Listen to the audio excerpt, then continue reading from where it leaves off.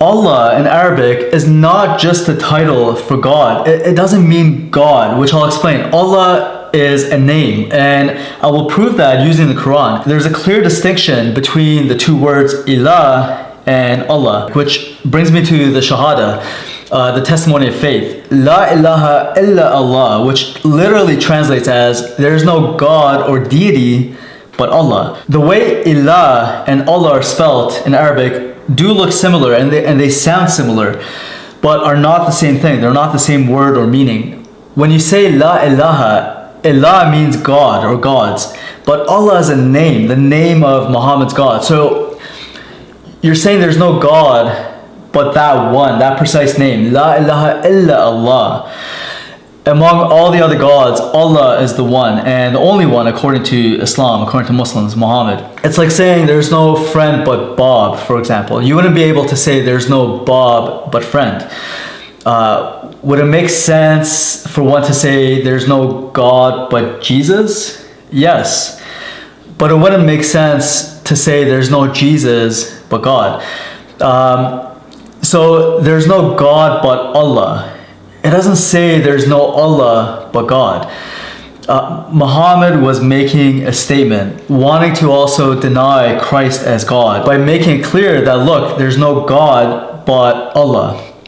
To further prove this point, I will use the Quran. In the Quran, in Surah 52:43, we read this. So in Surah 52:43, we read, or have they, this is Muhsin Khan's English translation, or have they an Ilah, and he puts in parentheses, in brackets, a God other than Allah, glorified be Allah from all that they ascribe as partners to him. So here we see another clear distinction between Ilahun and Allahi.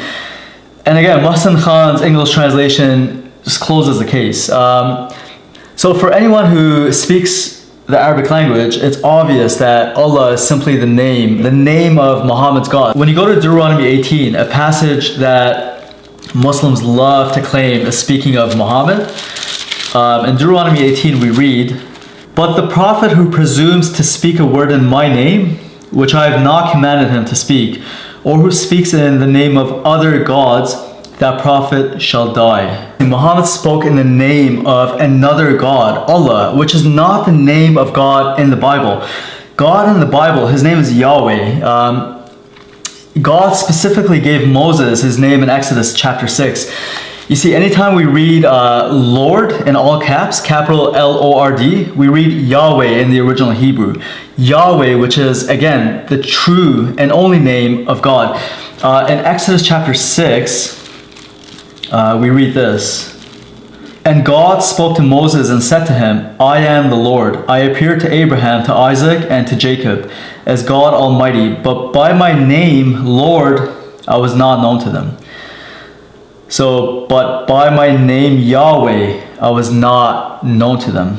The name Yahweh was so sacred that the Jews abbreviated it to the Tetragrammaton four-letter word WHYH, Yod-He-Wah-He.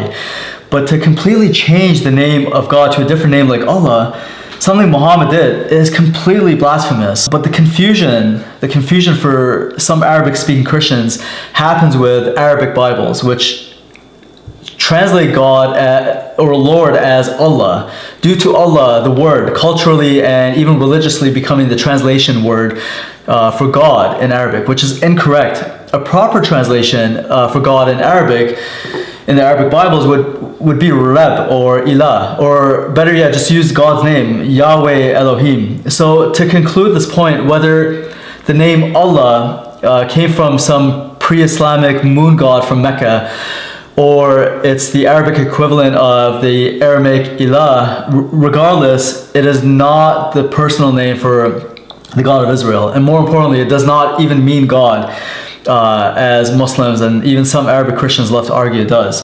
Jesus Christ is the only way, the truth, and life. The only way to the Father is through Jesus. If you don't know Jesus, you don't know God. Come to Christ today. Come to Jesus today. He can save. He can heal. He's there for you. Come to Jesus.